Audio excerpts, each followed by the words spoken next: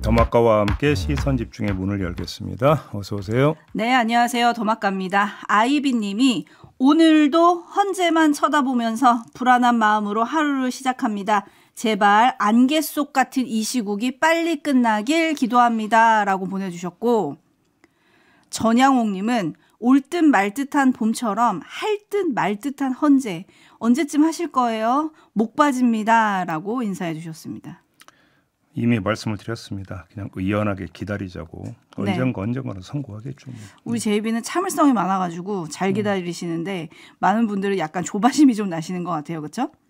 네. 김윤경님, 우리 뉴스를 찐 리얼로 시선 집중하게 되는 요즘입니다. 좋은 하루 보내세요. 라고 인사해 주셨고, 3608님, 시선 집중 감사드립니다. 뭘요? 지난 여름에 아들과 예비 며느리가 조종사 실기시험 합격 기원을 소개해 주신 덕분인지 아들이 최종 합격했습니다. 아이고 축하드립니다. 축하드립니다. 네. 아쉽게 예비 며느리는 탈락했지만 재도전 중입니다. 감사드립니다. 라고 합격 맛집임을 또 한 번 인증해 주셨고요. 임종현님, JB 부탁이 있습니다. 들어주실 거예요? 일단 말씀해 보세요. 네. 약간 무서운데 목소리가? 네. 경계심으로 지금 말씀드리는 겁니다. 너무 바짝 경계하시는 거 아니에요? 네, 화사한 셔츠 좀 입어주세요. 눈이라도 봄을 맞이하고 싶습니다. 이놈의 패션. 제가 그 얘기 드렸나요? 시선 집중 초기에 옷 좀 갈아입고 다니라라는 댓글이 달렸다라는 거. 진짜요? 홈쇼핑에서 반팔티를 5개를 샀는데 색깔이 비슷비슷하다 보니까 매일 같은 옷 입고 나온다고 분명히 말씀을 드렸는데 다른 옷이었습니다. 근데 색이 너무 비슷해서 그랬다. 네. 네, 어떻게 임종현님의 부탁은 좀 들어주실 거예요? 글쎄요, 옷이 중요하겠습니까? 옷걸이가 중요하지.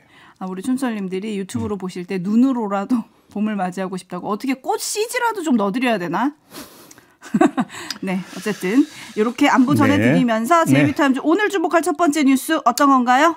최상목 대통령 권한대행이 어제 국무회의를 주재하면서 대국민 메시지를 냈습니다. 이런 내용이었는데요. 들어보시죠. 헌법재판소의 중요 결정을 앞두고 탄핵 찬반 양측 간 갈등이 격화되며 돌발 사고와 물리적 충돌 등에 대한 국민들의 우려가 커지고 있습니다. 어떠한 결정에도 결과를 존중하고 수용해 주실 것을 국민들께 다시 한번 간곡히 호소드립니다. 네, 그러자 비판이 줄을 이었습니다. 마흔여 헌법재판관을 임명하지 않는 데 대해서 헌법재판소가 국회 권한을 침해한 위헌 행위라고 선고를 했는데도 이를 존중하지 않으면서 국민들에겐 존중을 요구하는 게 유체이탈 화법 아니냐, 이런 비난이 쇄도했는데요.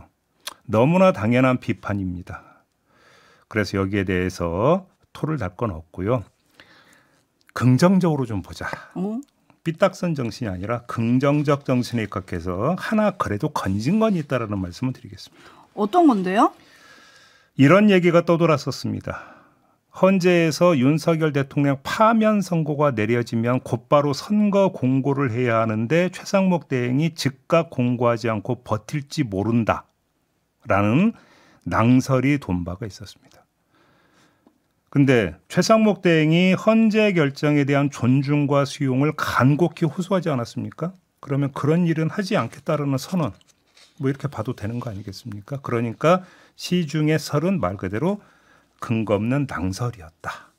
자, 이렇게 생각하고 넘어가도록 합시다. 네, 오랜만에 발휘되는 제이비의 긍정적 정신, 여기에 박제를 좀 해야 될 것 같아요. 최상목 대행이 윤석열 파면 선고가 내려지면 곧바로 선거는 공고할 거다.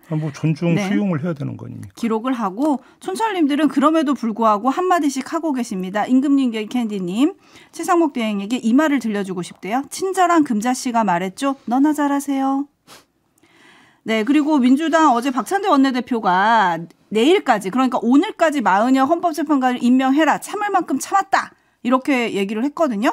그래서 과연 민주당이 탄핵 카드를 꺼내 드는 거냐, 이게 또 관심인데 오늘 의총이랑 이런 걸 한다고 해요. 어떤 결과가 나올지 좀 지켜보도록 하겠습니다.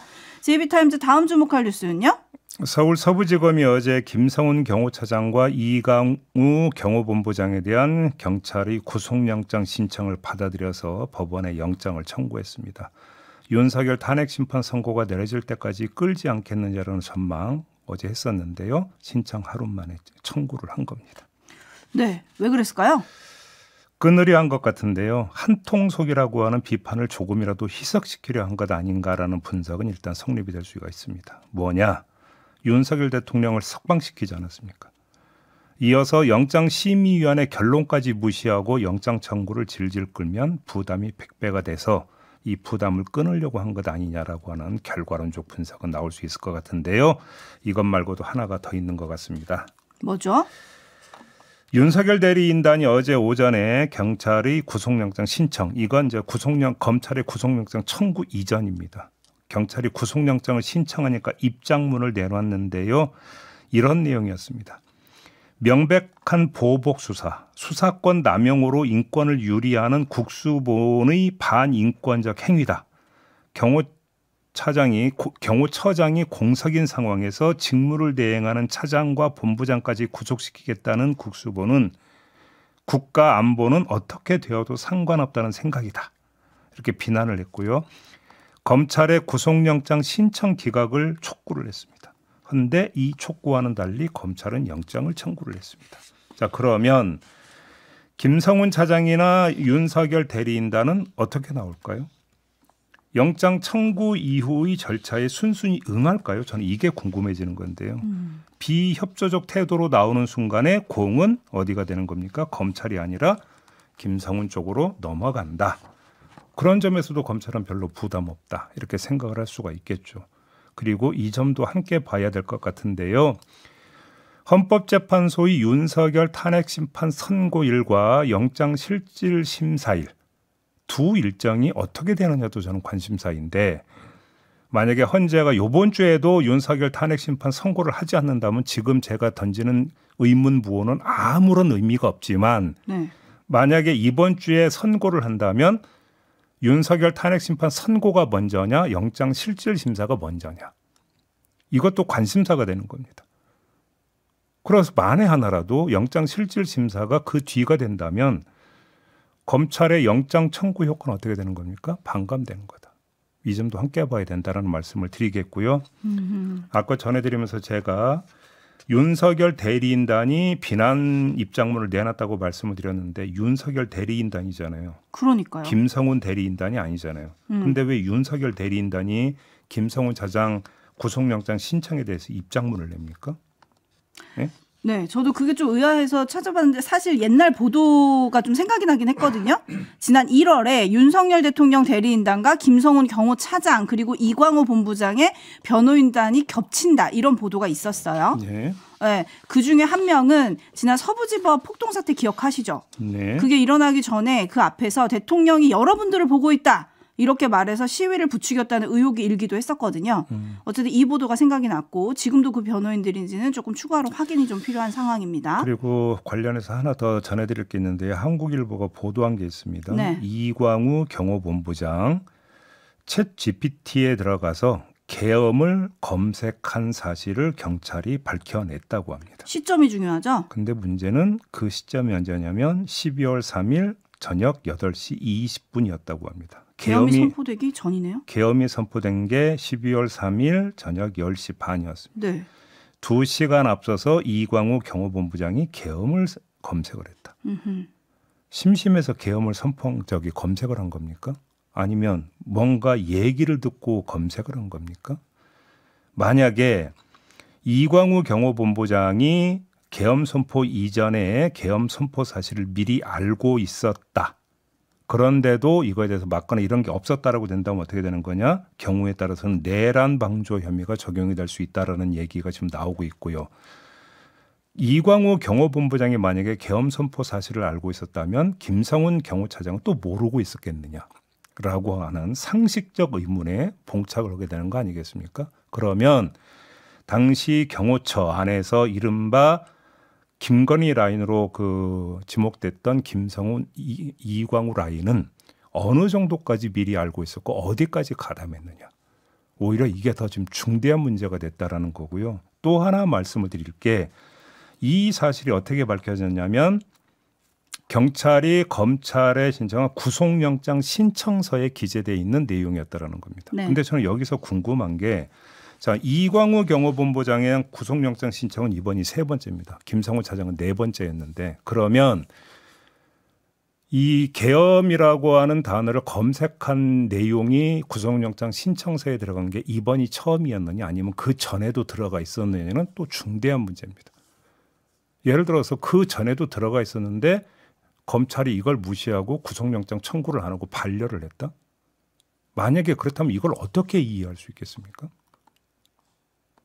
그런 점에서 경찰이 구속영장 신청이 자꾸 반려가 되니까 좀 더 조사해서 나중에 밝혀낸 건지 아니면 애당초 구속영장 신청서에 이게 들어가 있었는지 이것도 좀 확인이 필요하다는 말씀까지 함께 드리도록 하겠습니다. 네, 따져보고 알아봐야 될 게 참 많네요. 그죠? 근데 왜 챗 GPT한테 이걸 물어봤을까요?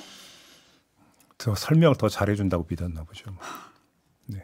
네, 어쨌든 검찰이 그 구속영장을 다시 청구한 거에 대해서 많은 촌철님들은 약간의 의심의 눈초리를 좀 보내고 계십니다. 옥황상제님을 비롯해서 여행조아님 등 많은 분들이 혹시 비아폰 원격 삭제가 확인된 거 아니냐, 이미 증거인멸은 다 끝난 게 아니냐. 뭐 그런 의심도 얼마든지 할 수는 있죠.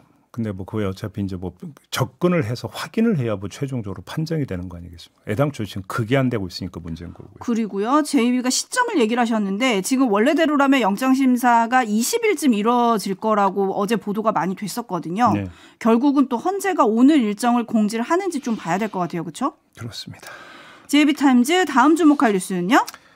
어제 열린 국회 정무위원회에서 삼부토건 주가 조작 의혹에 대한 금융감독원 조사 이 문제가 집중적으로 오갔습니다. 질의가 이어졌는데요. 민병덕 민주당 의원과 이복현 금융감독원장 간의 문답 들어보시죠.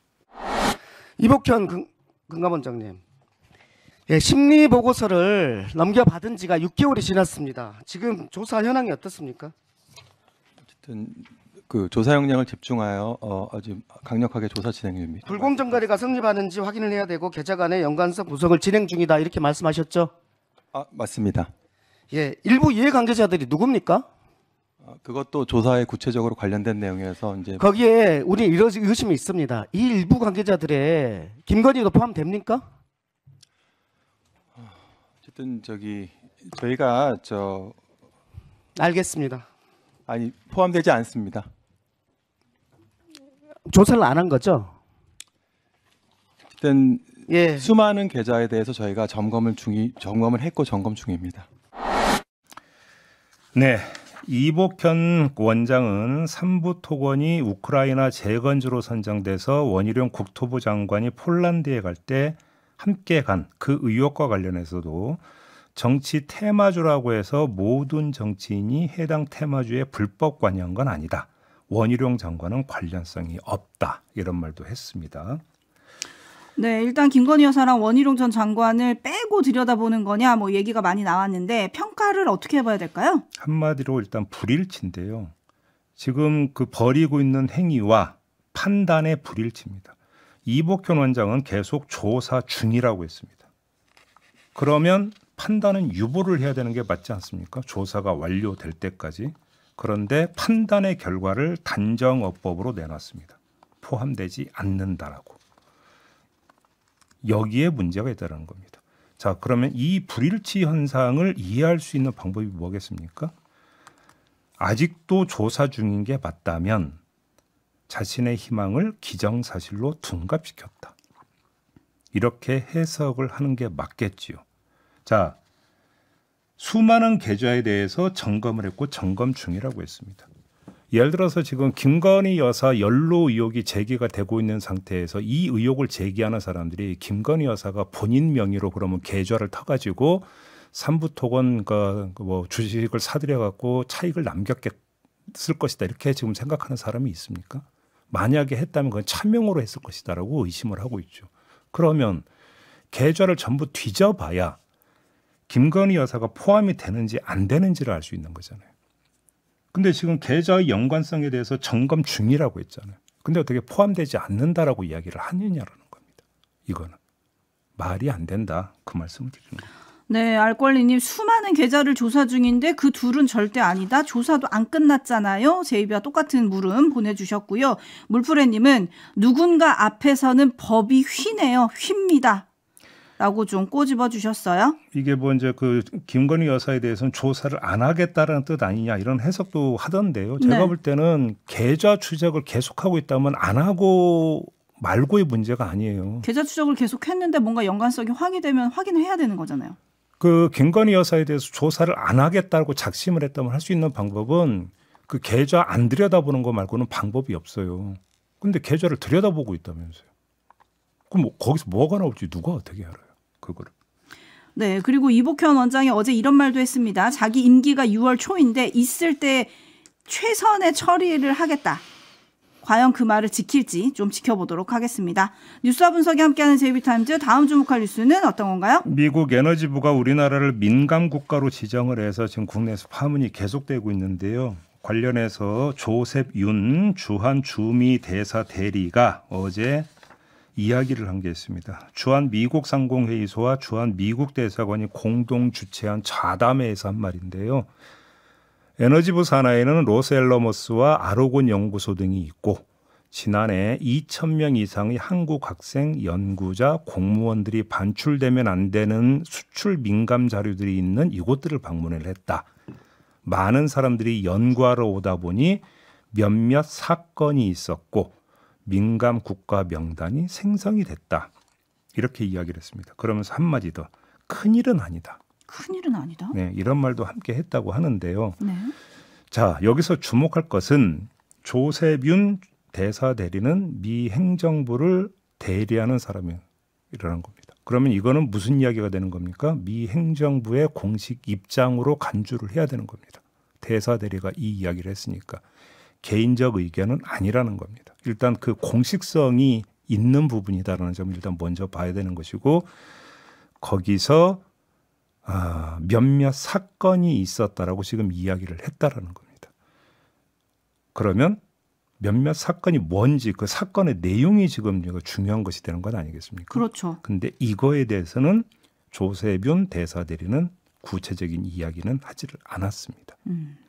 이 점을 뭔가 전해드려야 될 것 같고요. 그래서 대사 대리의 말에도 불구하고 도대체 뭐냐에 대해서 속 시원하게 풀린 건 없다. 다만 민감 국가 지정의 사유에 대해서는 얼추 갈래는 지금 잡아줬다라는 건데 큰일은 아니다라고 이야기를 한 건데 이게 혹시라도 발효 이전에 철회 가능성을 열어놓고 한 말인지 뭔지 이것도 현재로서는 가늠하기가 어렵다라는 말씀까지 함께 드려야 될 것 같습니다. 네, 근데 어쨌든 심각한 사건이 몇 개들이 있었다. 요게 좀 주목도 해봐야 될 것 같은데 외교소식통이 지난해 심각한 부정행위로 판단되는 사건들이 있었다는 게 미국 측이 우리한테 설명한 내용이다. 이런 보도가 또 이어졌고 위반 정도가 좀 심해서 공개할 수 없을 정도의 등급으로 분류된 사건이 최소 한 건 이상 더 있었다. 이런 보도도 중앙일보에서 나오긴 했었거든요. 네. 어떤 일들인지 좀 속 시원히 밝혀져야 될 것 같은데 우리 정부가 이 파악에 조금 너무 늦게 가고 있는 거 아니냐 이런 지적들이 계속 나오고 있습니다. 다만 지금 이런 얘기도 있긴 있어요. 미국 정부가 우리나라에 이런 식으로 설명을 했다라는 보도도 있긴 한데 그게 뭐냐면 한미 협력 과정에서 산업 스파이 행위에 준하는 보안 규정 위반 행위들이 있었다라고 설명을 했다라는 지금 보도도 있는데 역시 이것도 주상적이죠. 도대체 그러니까 한마디로 얘기하면 보안 사고 내지 보안 사건이 여러 건 있었다라는 건데 그게 뭐냐가 지금 안 나오고 있는 거죠. 그러니까요. 다만 범주, 핵, 원자력과 관련된 것이라는 추정은 얼마든지 지금 성립이 될 수 있는 거거든요. 이 문제에 대해서 미국이 상당히 지금 민감하게 반응해 왔고 반응을 하고 있다라는 점. 이거는 분명하다. 일단 여기까지만 이야기할 수 있을 것 같습니다. 네, 그리고 여기까지 오는데 우리 정부가 계속 체크를 못했다. 이것도 좀 얘기를 해야 될 것 같은데 관련한 내용은 저희가 3부 인터뷰에서 또 심도 있게 짚어드리도록 하겠습니다. 그렇습니다. 최광철 대표와의 지금 인터뷰가 예정이 되어 있기 때문에 미국 정가에서 지금 어떻게 돌아가고 있는지에 대한 점도 좀 궁금해서요. 3부에서 인터뷰가 예정이 되니까 여기서 좀 자세히 좀 알아보도록 하겠고요. 오늘 JB타임즈는 이렇게 마무리하도록 하겠습니다. 수고하셨어요. 고맙습니다.